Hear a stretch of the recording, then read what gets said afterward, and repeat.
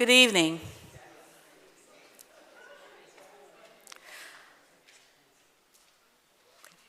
My name is Kara Tessina Allage. I'm the Associate Director of Collections and Discovery and the Chair of the African American Art History Initiative here at the Getty Research Institute, which we refer to as the GRI.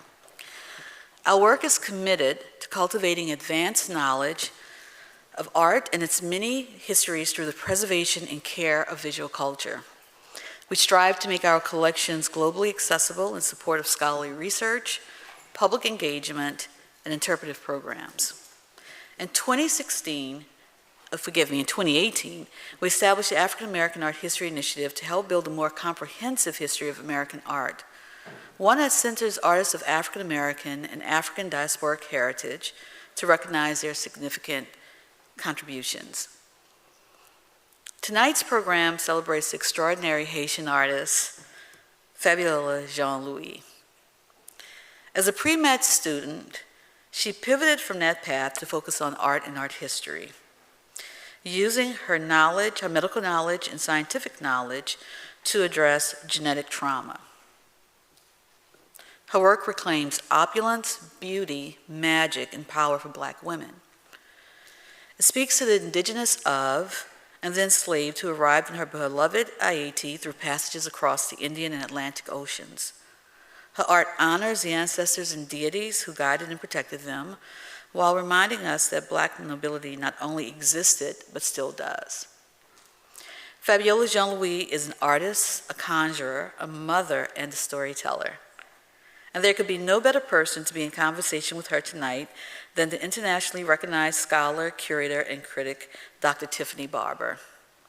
Centering the ethics of representation, Dr. Barber's work spans abstraction, dance, fashion, feminism, and film with a focus on artists of the Black diaspora working in the United States and across the broad Atlantic world. I want to extend my sincere appreciation to our head of conservation, Rochelle Ravink, and her colleagues, to Jenny Subramanian and the program's team, project administrative assistant Ricky McDowell, and event specialist David Rue, and to our AV team for creating such a magical evening. Please welcome and join me in welcoming Fabiola Jean-Louis to the stage.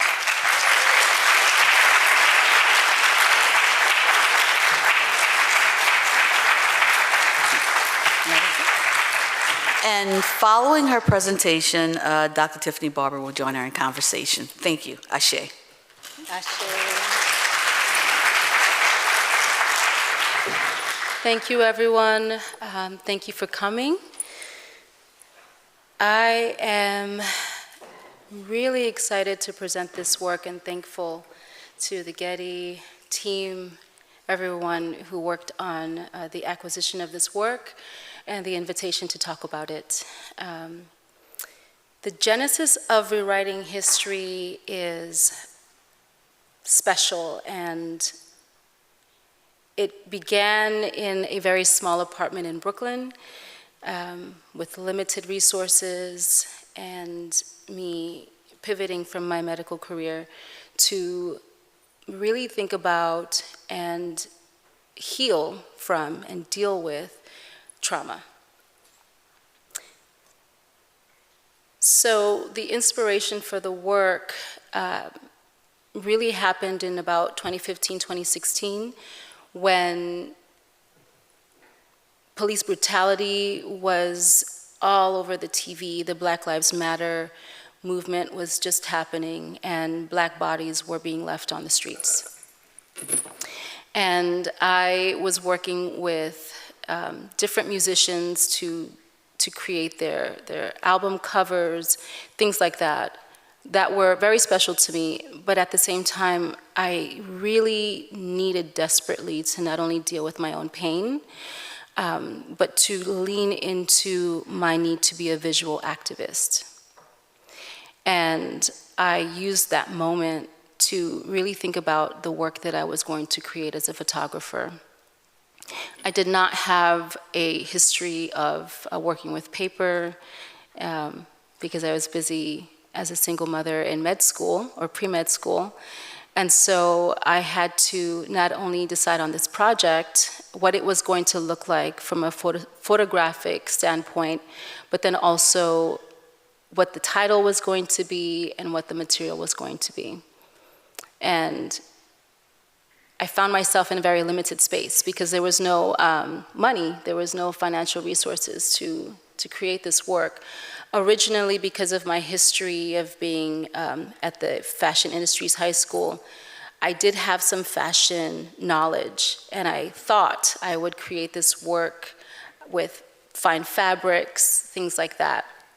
I didn't have the money. They were too expensive, the fabrics and the costumes to rent them, also too expensive. And one morning I woke up and I had this sense that I just wanted to kind of rewrite history, not literally, but what would that feel like and look like if I could create a body of work that had that energy behind it. And when I had that title, I instantly knew that the dresses needed to be made out of paper. So then it became understanding what the goal of the work was. What did I want to do? And I knew that I wanted immediately to not show the Black body in its state of violence. I knew that because the police brutality was allowing our people to just lie on the streets uncovered and dead and photographed and just placed all over the news in that way with no honor and respect. I absolutely did not want to do that. So I decided that I wanted to use beauty as a vehicle to carry the ugly truth of violence. And that was really the beginning of me realizing that I would want to time travel. And I do see myself as a time traveler, a creator that uses the past, the present, and the future, almost like bending time to create the work. And I understood also that, going back in time to this Eurocentric period would be problematic for specifically the Black community. This question of why do you need to tell that story from that lens again? Because we've heard that. But my response was because the opulence is so perfect. It's the shiny object that we focus on. Oftentimes we don't question what lies behind it. And it was a perfect opportunity to use that for that moment. And this is why the European or Eurocentric lens was used to tell this story. It was also really, really important for me to start excavating my own Blackness as a Haitian woman, immigrant, mother. A country of Haiti that is so complicated in its history.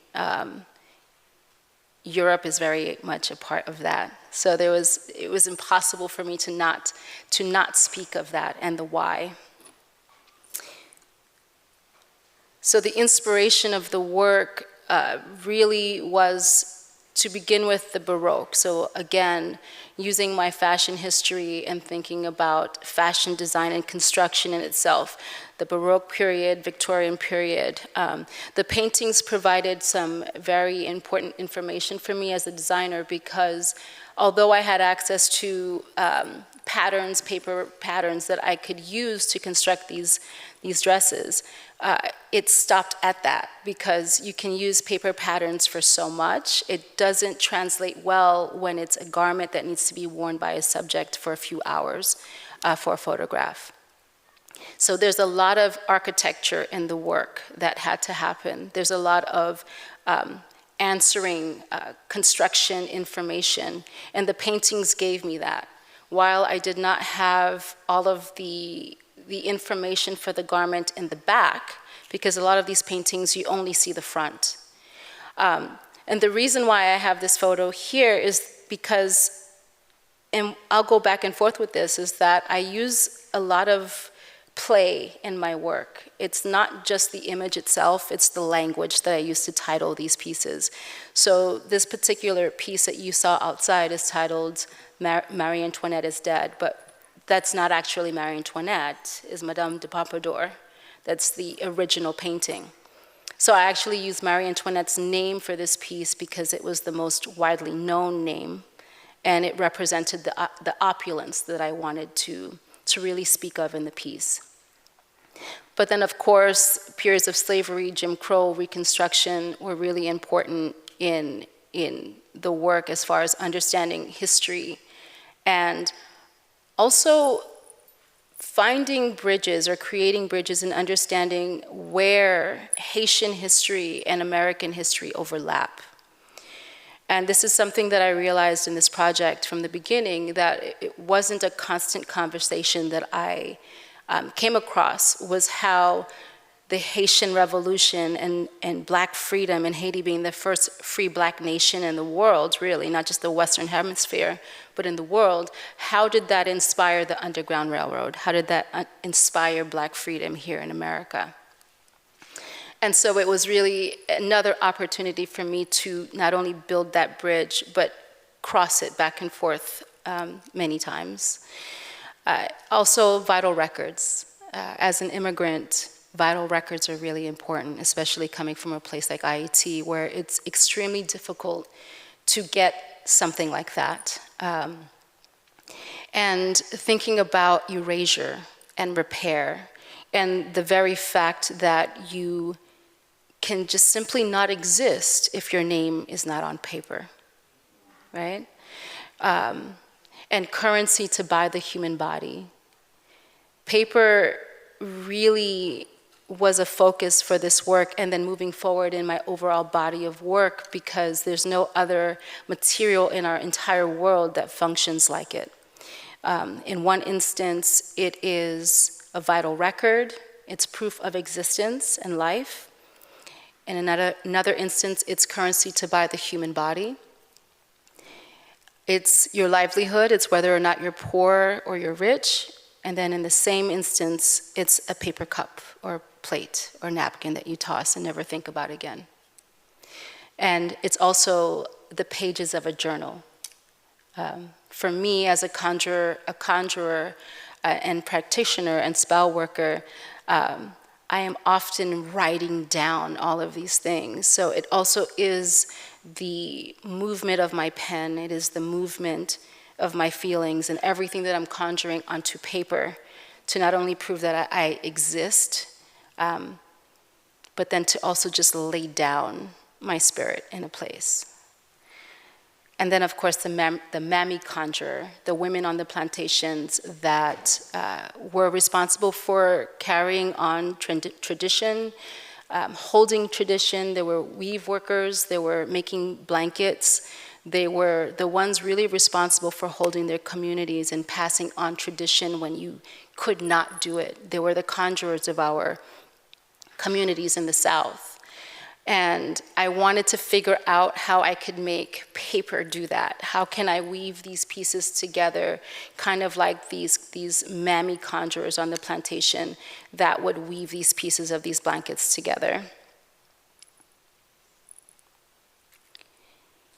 And so I've spoken a lot about this already, the significance of paper, the currency, the place to rest, to lay down my sorrow, my pain, but then also the fragility of power. It's something that has always been the case. It's still the case today, the fragility of power, but then also the strength of a people to survive. And the fact that for me as a Black woman, the sheer fact that I exist today, what it took for me to exist, what it took for all of us to exist, to be here now, it is impossible to ignore that my very existence is political. It shouldn't be, but it is. And the dresses really symbolize that. It's a political statement as well. And these are some of the other images in the collection.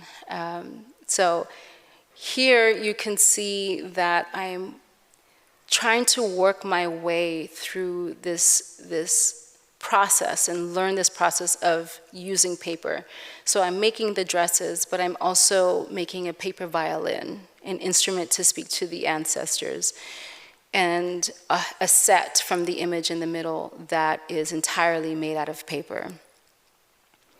And I need to say also, what you do see in this collection is this reoccurrence of celebrating the human body, but specifically the Black human body, to never victimize my subject. There's a reason why I use women. It's not that the men do not exist in this work and they're not honored or celebrated, but it's to also say that the Black human body and the female human body is a portal. This was an important part of the work, which you will see later on, where portals become even more centered in my practice. But I am saying early on in this collection that you will not see not one victim in this work.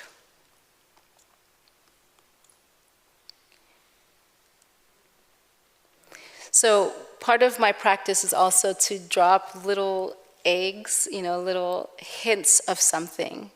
So you'll see one piece where, on one side she's sitting at the table. The table is also made out of paper. Again, I'm working each piece to figure out how to push the material of paper. So I did not want to stop at making paper dresses. I wanted to expand the material. So I made the table that she's sitting at. I made the pearls that are on her dress. And then if you look to the other side, you see the little girl sitting in the space, follow the drinking gourd. But if you look in the background, you see the same painting on the wall. It's titled, that piece is actually titled The Tale of a Revolution. And now we have this Creole woman that exists in Haiti with Toussaint Louverture in the background. You probably can't see him, but he's hiding in the tree. And she's speaking in the background to the little girl that is dealing with the Underground Railroad. And this is my moment to overlap Haiti's history and American history. And then the house, I decided, also needed to be made out of paper. So then I pushed the material some more in this piece to now make the dress out of paper and the doll that's sitting next to her on the floor out of paper.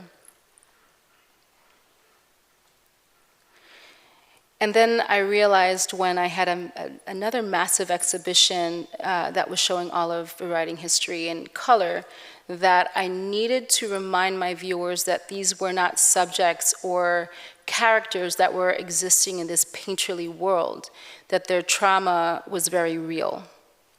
And that we did not need to just look at them in this world that was comfortable. We needed to always remind ourselves of the reality of the pain and the trauma. And so instead of photographing this part of the work with a digital camera, I decided to photograph with a Polaroid camera. And so we have this black and white images. And the reason why one of the reasons why I chose to use the Polaroid camera is because it is not intimidating. It's kind of like a toy. You have your model really relaxed in front of you to give you something that is really special.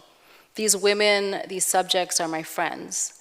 And this is why they were able to give me such emotion in front of the camera. And then I was able to put this Polaroid camera on them and get these moments that were very vulnerable.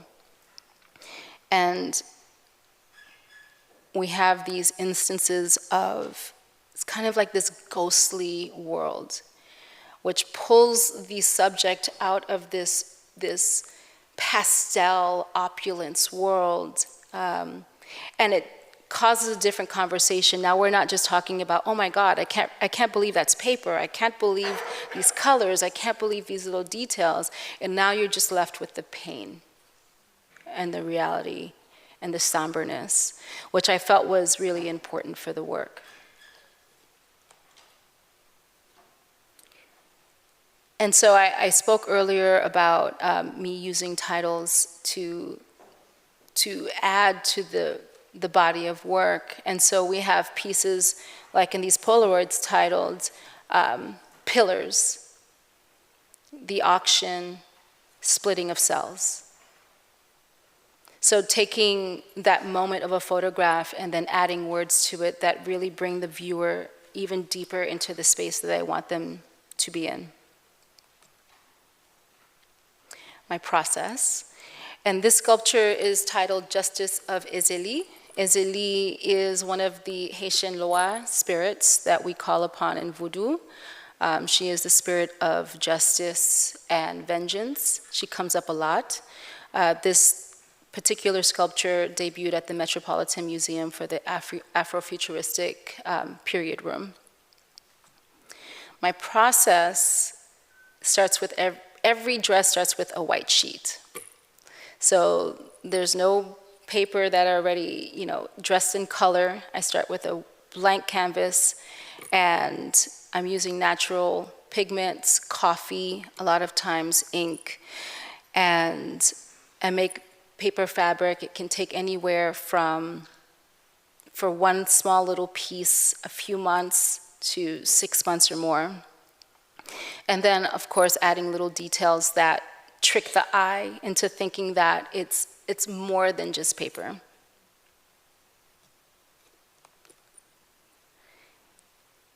So months, 5 months sometimes for a dress, 6 months for a dress. This particular dress, I'm not really sure how many months that it took me, but the collection in itself took about 6 years. And there were, I want to say, 12 or 14 pieces, photographic pieces in the collection. So 6 years to create 12 to 14 images. So that's how much time it takes. And I don't sketch anything, which is partly the reason why it takes so long. I believe that sketches are very limiting. The very first time that I sketched something for my paper sculptures was when I created the Met sculpture. Because of working with an institution, they wanted to really see what I was going to make. But before then, the entire Rewriting History collection was made without a sketch, not one. And this is where when it debuted in the Bronx at the Andrew Freedman Home. And so we had all of the photographs, the dresses, and the dollhouse, and then the adjacent gallery had the black and white photographs.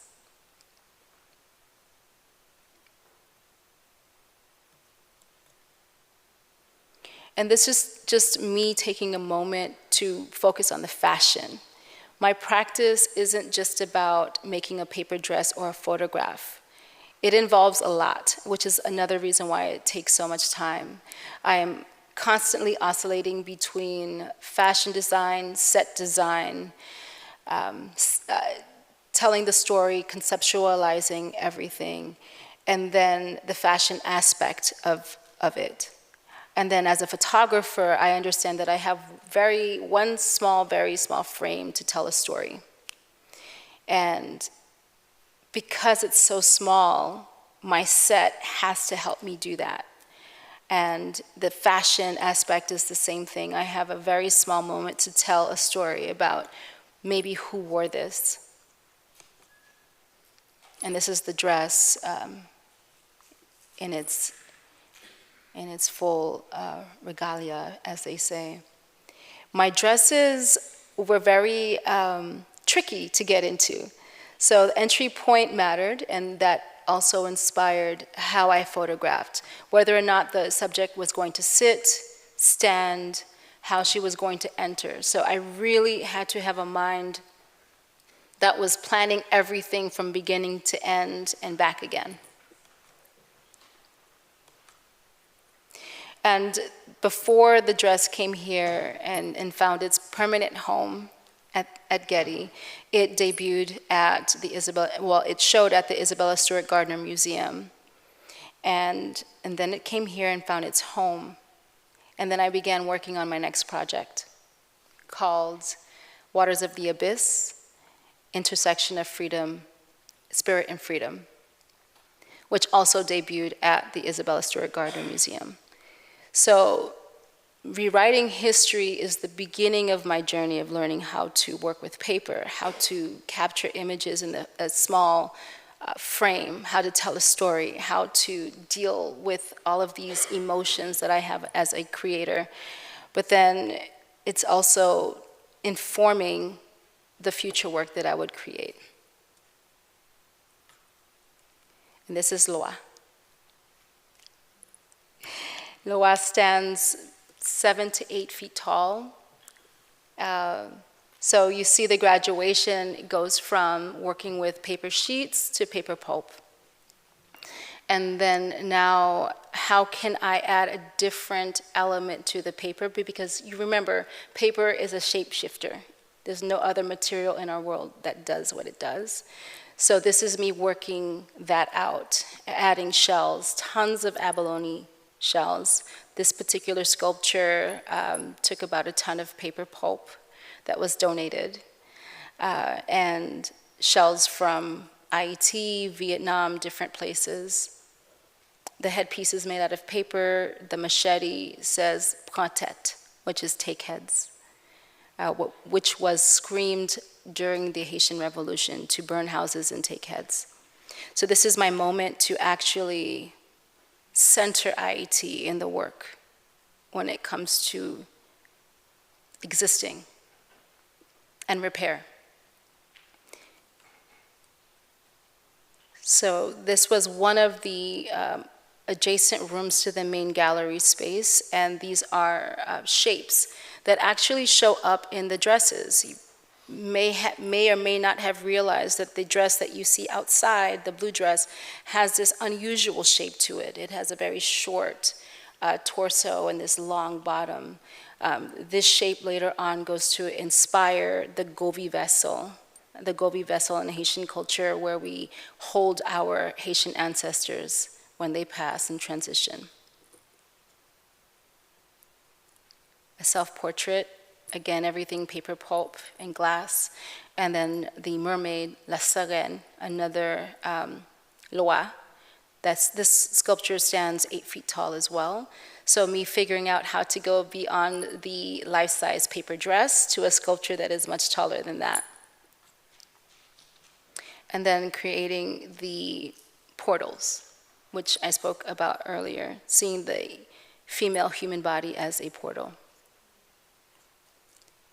So what you'll notice in the work is this reoccurrence, this need to talk about the portal and open up this spiritual space, which is why in rewriting history, we had the chest kind of opening in some of the dress sculptures to show the spirit. Because it's one thing to talk about repair from an external place, but repair doesn't just start or end there. We have to go deeper. And this work was that moment for me to do that. Twins are a very big aspect in Haitian culture, so marasa. And so there was a lot of twinning happening in this work. And then, of course, because I am an artist with a chaotic mind, it wasn't enough just to make 8-foot-tall paper sculptures, but I needed to make paper frames. So I also produced the paper frames for the pieces. And then adding stones like obsidian. And my goal for this work, like rewriting history, is always to place Haiti in possibly historical time that is ancient.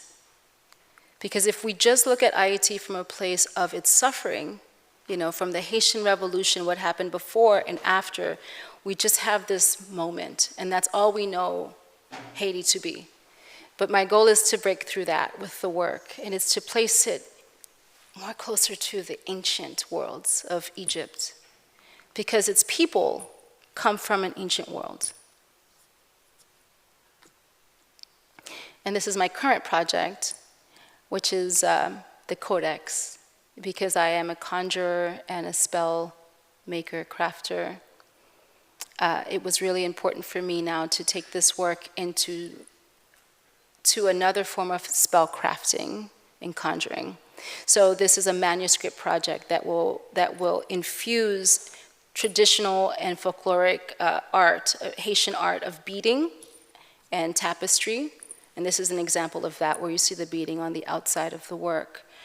And blending ancient manuscript styles with Haitian folkloric beading and onto paper. So for this work, I've had to find my own technique of adding beadwork onto paper. And so we have a culmination of all of those things happening in this work.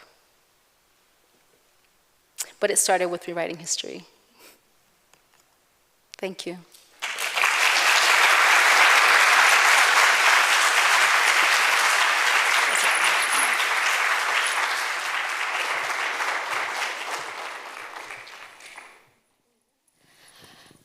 Hello, everyone. Thank you so much for being here. I mean, y'all look amazing, and there's so many of you.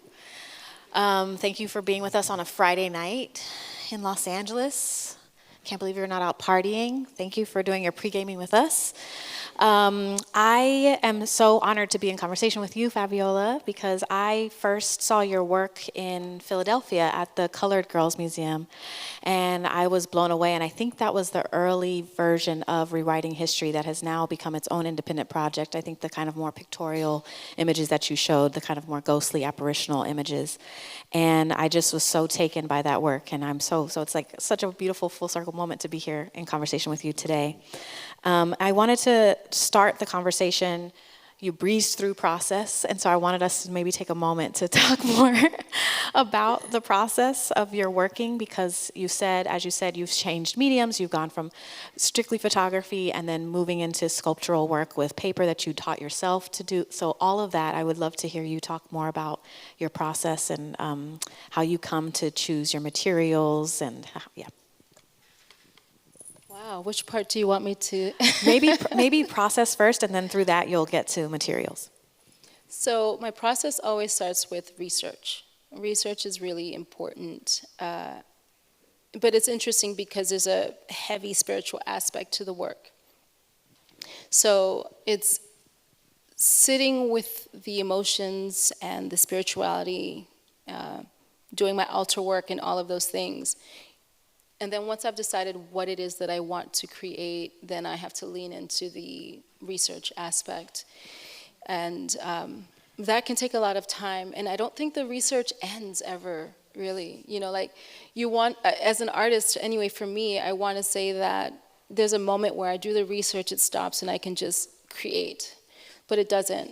I'm oftentimes just going between everything. And it's perfect chaos. I like to call it beautiful chaos, you know, or a dance.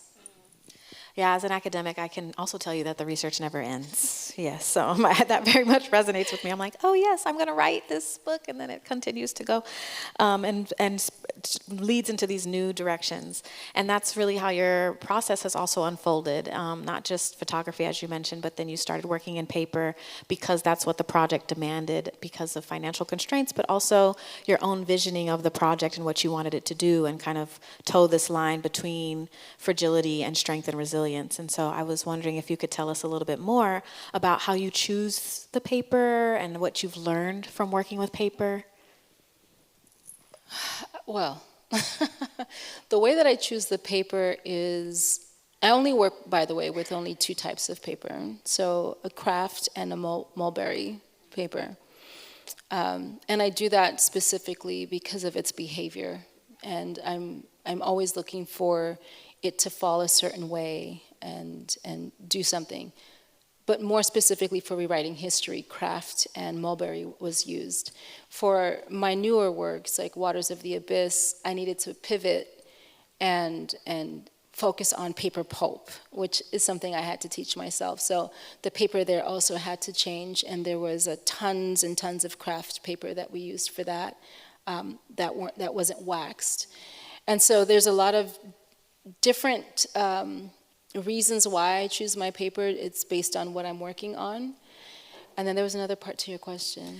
Well, it was thinking about what you learned also from working with paper, because I know that some of the early dresses, were newsprint as well, and then you pivoted from that too. So the things that you've learned actually from working with this material that's natural and fibrous and, yeah.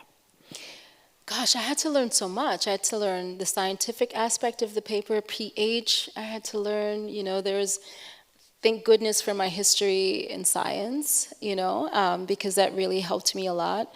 But then also just learning what different paper does, so to make paper thread, I had to teach myself Japanese method called shifu to make paper thread. So there's all these different things that I needed to learn, and there's not a whole lot of information on them.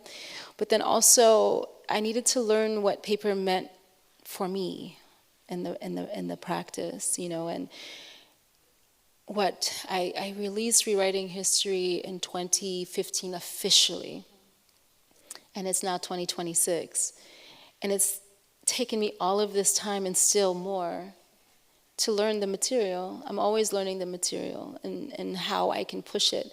So, there's no such thing as really mastering. I don't believe in mastering anything, really, because I think that once you master it, you stop learning.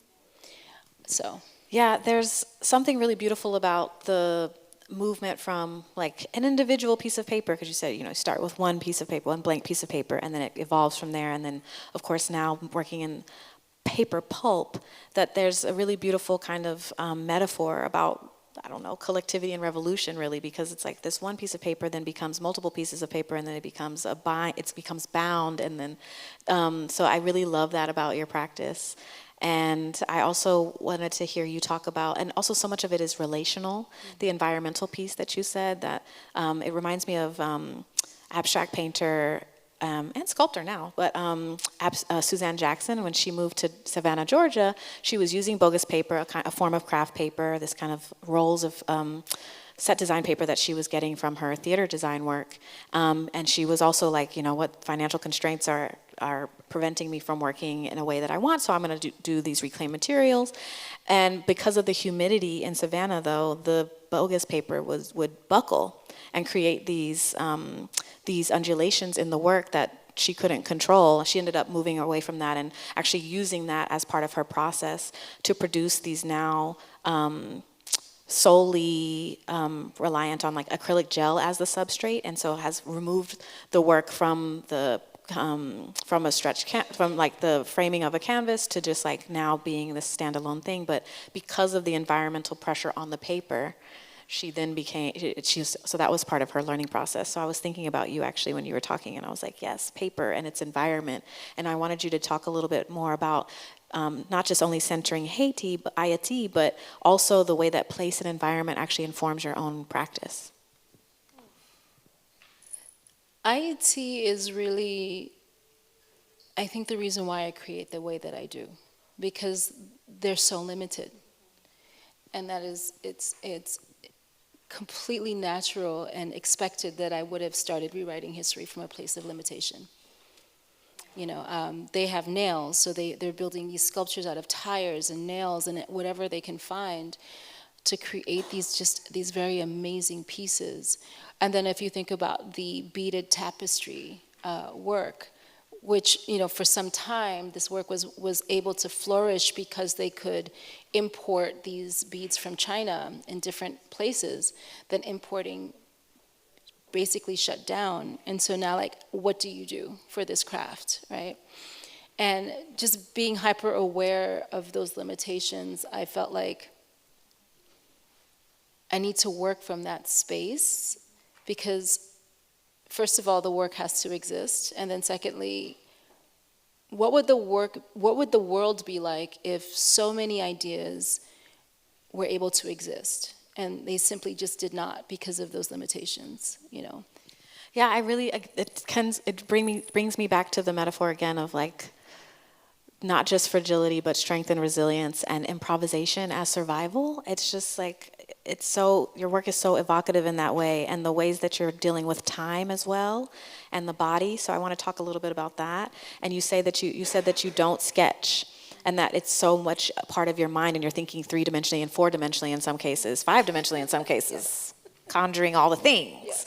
So I wanted to hear you talk a little bit about your relationship to time and temporality and what you're doing with centering Haiti within historical time, but also thinking again 3, 4, 5 dimensionally about your work and how that is also a kind of spherical time, like it's a circular kind of process and gesture that also informs the work. I don't treat time as something that's linear, and I'm aware of how it functions in this realm, and I operate according to it many times, but it's not because I'm not aware of its limitations, and it's almost not really real for me. So when I'm creating something in my mind is, kind of like moving this item that I want to create around, I am able to kind of bend time. Everything is relative. You don't have the future without the present. You don't have the past without the present. You don't have anything without the moment of now. And in my practice, that's what it looks like. I'm often reaching for here and here and here to create something that's going to speak to all of those, because for me, they're happening at the same time. I love that image of you reaching from all these different directions. I could just see you in your studio, like, if only you had 8 arms, like. I do. And like like if you had these appendages and prosthetics that were like, okay, great, I need that. And it's also it's the image of the chemist in the lab, right? The mad scientist. Yes, exactly. Yes. And like. It's that. And alchemy, so maybe you could talk a little bit about that. It's alchemy, and my work, I do see myself as an alchemist, absolutely. And I see the culture and its people, they're alchemists, and we too bend time. In one instance, we're kind of locked into this moment of the Haitian Revolution and freedom, but then also locked in a way where we're unable to move forward, quote unquote. What I really mean when I say forward is expansion. So time is standing still, but then it's not. But then the world also, it doesn't realize it, but it depends on Haiti. Slavery and black freedom in America depended on Haiti. So it's often this situation where you need it, but you don't know it.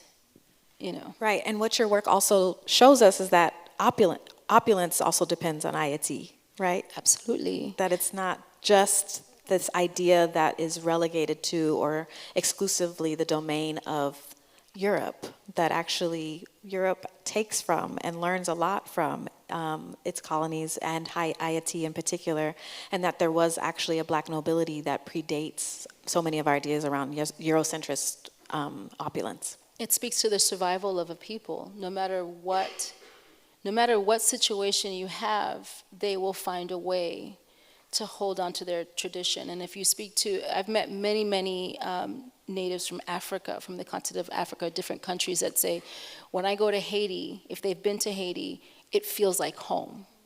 Because outside of the continent, it is one of the, if not the only Caribbean country that really managed to hold on to the traditions of Africa.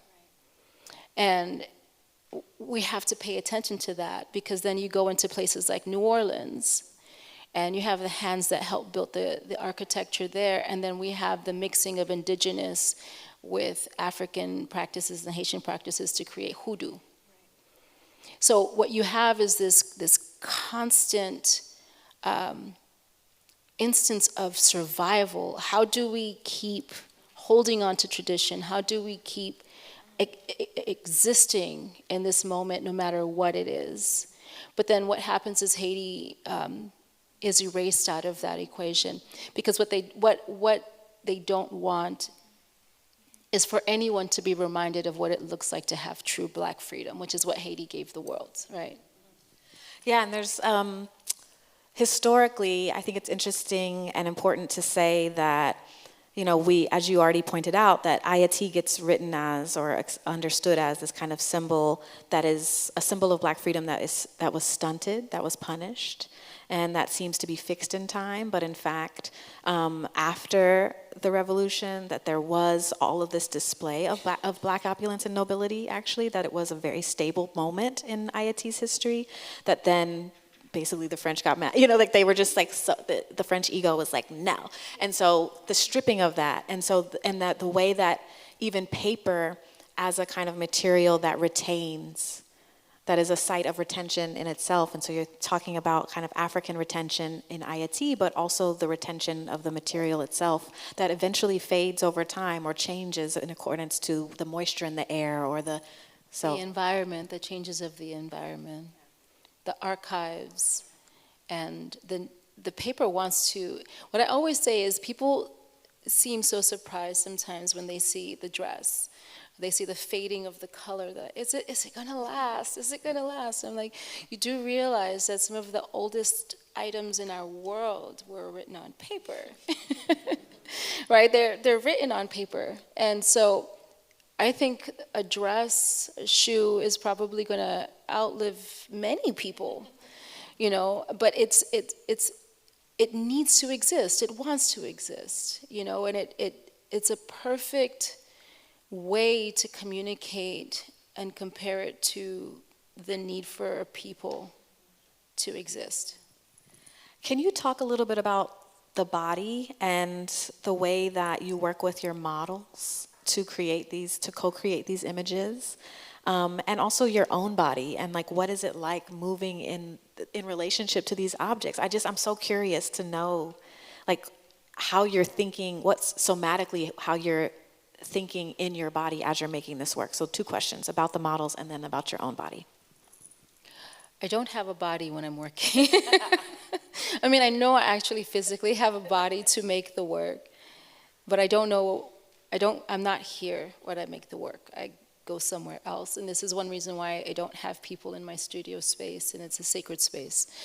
And a lot of people don't realize that my photographic career started as a self-portrait artist.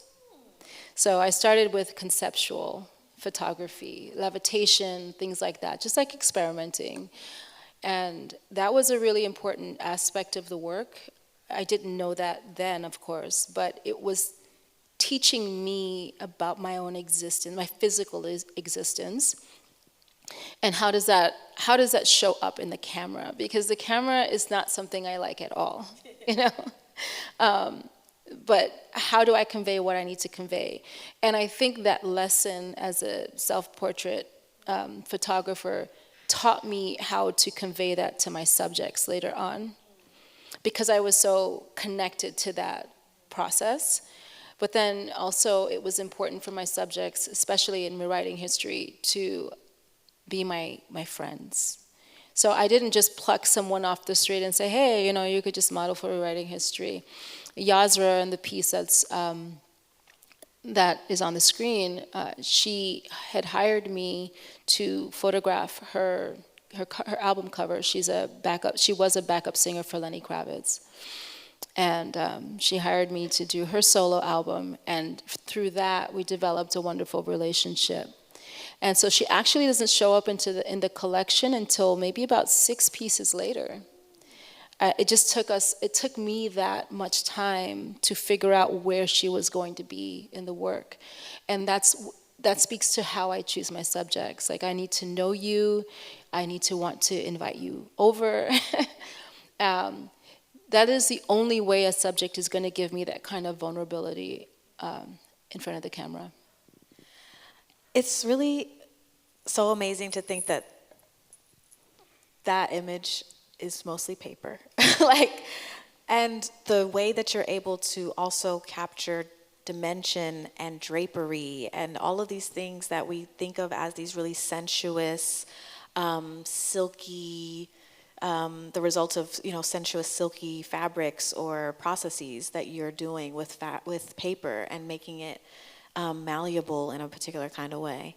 I just think it's so beautiful, and I love that also we see the dress inhabited here, but outside we see the dress as a sculpture, as a marker of something that was or will be. And so even that relationship to time is already there. The past, present, and future is already there in the object and what it is calling forth and or remembering, right? And I was wondering if you could talk a little bit about the ghostly and the apparitional and the spirit work that you do and the way that the dresses, when they're displayed in a museum setting or in a gallery setting, that they are actually holding the space of absence and opportunity or possibility. It is very much like the Waters of the Abyss work that I showed, where the Govi vessels, like this wall of small vessels. I'm constantly interested in the spirit. I am not interested necessarily in the avatar. I am, but that's not the focus. It's just me taking a journey through the human body, but always centered on the spirit. And so because of that, we have, I get these shapes of the body, which is why I was attracted to fashion to begin with, like all these shapes that you can achieve, and the stories that you can tell through the use of fashion, And for me, early on, I realized that fashion, yes, can be extremely problematic. But at the same time, it's a storyteller, and it tells people about us before we open our mouths. Right? Like, if I want you to know that I'm into rock and roll or whatever, like whatever it is, I can just dress my avatar in that way, and if I'm not a speaker, it will speak for me. So it conveys. But there's an understanding of the spirit too that's really important in that. So knowing thyself, and it's just been a journey for me to learn how to go deeper beyond the skin, to know thyself, and then also what's the work going to look like when I reemerge from that space. And so we have this oscillating movement, and you can see that in the work. You can see that rewriting history starts from the exterior, or the exterior, and then it starts to go deeper and deeper, and then we have Waters of the Abyss, looking at freedom, not in just a political way like rewriting history is, but from a spiritual aspect. And then we have the manuscripts that is using conjure work and spell work visually, not just through words, but visually. The conjure work, well, You don't have to talk about that. I know that's sacred practice, and only if you know, you know. If you know, you know. If you know, you know. And that's that. I did want to talk to you about spirituality and technology. You mentioned that you don't like the camera, but it is a tool for you. But also this spiritual practice is a technology. And so I wondered if you could talk a little bit about your relationship to technology vis-a-vis spirituality or any other means. That's a great question. So the camera is really just a tool for me, like you said. It's like a paintbrush to a painter, and it's a way for me to bend time. But it really also symbolizes, or it was an element that I used in my Afrofuturism work. And I've said this often, that Afrofuturism as a title can be, again, something that's problematic when you know the history of it, like where it came from and what it was trying to do. And I finally landed on a place where I'm comfortable saying Afrofuturism because I've defined it for myself. And this is that part of technology as well, where Afrofuturism is, for me, world building and this imagining of something that doesn't exist. And when we're thinking about trauma, when we're thinking about existing and the world that we actually want to live in order to exist, we have to world build and we have to imagine something different from what is. And for me, that's what Afrofuturism is. And so the camera and technology helps me do that, of course. But then there's a moment where I have to just walk away from the camera altogether. It's a moment where it feels like voyeurism. It's not conveying, there's a limit to that. There's a moment where it's useful as a tool. There's another moment where it just quickly turns into voyeurism and something else that is just too technical. And then my spirit takes over and says, okay, you're good. So, and it's taken me from, 2015 till now to find that perfect balance for me, which I've said also is not this perfect 50-50 balance, but really like a mad scientist and apparatus happening to find that. I'm so glad that you said that about Afrofuturism, because I too, I've written a long time, actually probably the same time that you've been doing this work. Yeah, I think 2015 is when I first started teaching about Afrofuturism and then writing about it, and I've always been a kind of like marginal or minor voice in the discourse because I was always concerned with its origins, its lack of reverence for Black women who were doing this work, and so I've been pushing on that as well for a long time in my scholarship. So I'm so glad that you were like, yes, it's problematic, but also I found my own way into it, and it fits. I can fit within. I can wear it better now. And I wanted to ask you just one last question before we open it up to Q&A. Oh yes, I'm right on time. Yes. I was wondering if, and I should have asked you this before, but I'm like, Marie Antoinette is dead. We're thinking about the death of empire. A lot of your work is about that too, especially in terms of the imperial core. And I was wondering about how you're thinking about death and decay, but also life and regeneration. And in this series in particular, because you're somewhat leaving it behind. You're like kind of, I wouldn't say laying it to rest, but it's at rest. Yeah. And so I wanted to hear you talk a little bit about that. Death, decay, it's so interesting you say that. And rewriting history became my mandala work. I desperately needed to learn how to let go of my need to be in this human body, this fear of death. I mean, when I was a pre-med student, I was a double major, and it was heavily on death and dying classes. Yeah, that I was dealing with. My mom is a cancer survivor as well, and it happened when I was very young. So I was extremely traumatized by this. And I didn't realize until kind of midway of rewriting history that I was dealing with that and unpacking my actual fear of death. And the paper taught me how to let go. And through tears and destruction and decay of the paper and accidents and mistakes and sometimes even bleeding on the paper, paper cuts and things like that. And a final dress might even have that, literally had my blood, sweat, and tears on it. And so there's like this journey of letting go of that fear and then finding my okay with it, And there's another aspect to your question that I wanted to speak on. Well, alchemizing the fear is like such a beautiful way to think about your practice, and that I'm interested in how you're moving on from this work, because it also is having, I wouldn't say a death, because it's going to continue to exist, but you're laying it to rest. You've laid it to rest. Yes, I've laid it to rest. So one thing that happened that told me that I was ready. I was already getting ready for it, but then. I don't know, I said something, it's part of the conjure work. I said I really want a specific institution to collect this work, and then I feel like I can put it to rest. If that happens, when that happens, I will put it to rest.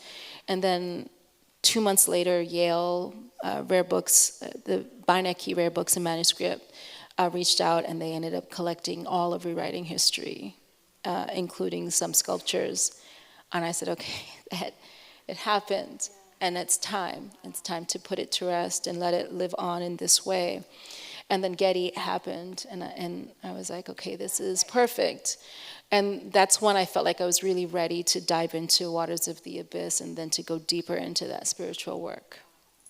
So beautiful, and your work teaches us so much about holding the delicacy of small and large brutalities and violence, but also still practicing survival and moving forward, and even collectivity under the most insane conditions. So thank you so much. I wanted to open the floor to questions. I think we have time for 1, 2, maybe 3 if we're quick.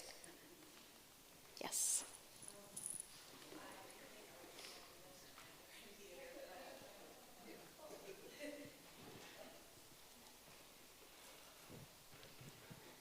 I didn't think I would be connecting this to my undergrad in theater, but we did Southern Girls, and I was the set designer for that, and I just remember I ripped down each idea over and over again because I felt like I wasn't the right person, the right color to be representing this show, and eventually I just landed on a tree, and so we just took the image of trees and we did that, and I thought about that when I saw your image. Can you hold the mic up to your, sorry. Oh yeah, I yes, go thought ahead. about that. Can when yeah, go ahead. I saw the image of the body hanging from a tree, because we obviously had a scene where we represented that as in a silhouette from the back in a tree.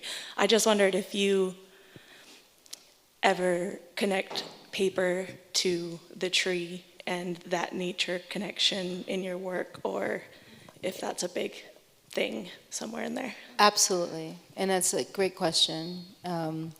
Every single aspect of the work means something, including the tree.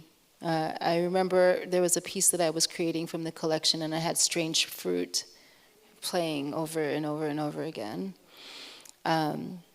Because there was a certain rage that I needed to deal with, and I felt like I needed to just kind of like dive into that rage. So I had the song and I had the tree in my mind.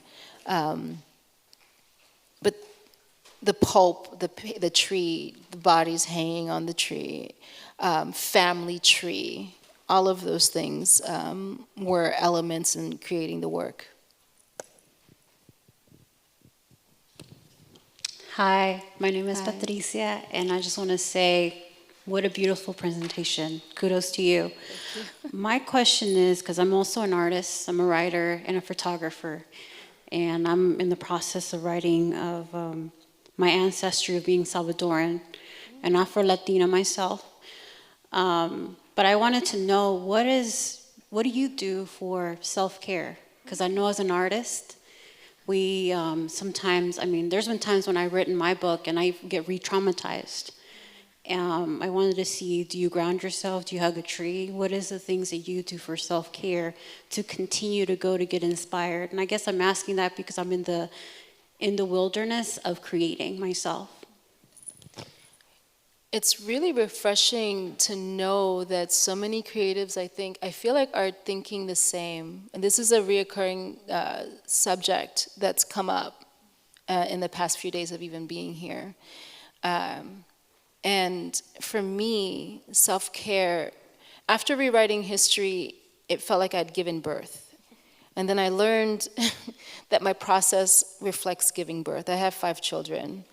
And so I actually have something to connect it to, the act of doing that, right? And I had to really teach myself how to care for myself, and I am extremely intentional about that now. So the process of making can be this beautiful chaos, and at the same time, I communicate with my kids and say, I need space. In my younger babies are 5 and 6, ranging from 28 to 5 and 6. And so while the older ones understand that very easily, the younger ones not so much. And so I'm literally having to train my immediate community to understand that I love you and you can't have access to me right now. And self-care actually isn't just with making the work. It's public speaking like this. It's every aspect of it where I take my time and I center myself. What helps me is I have altars everywhere, and because I'm a conjurer and I'm constantly tethered to the spiritual world, even now, I'm able at this point to go between those worlds even while I'm speaking. And that always helps center me.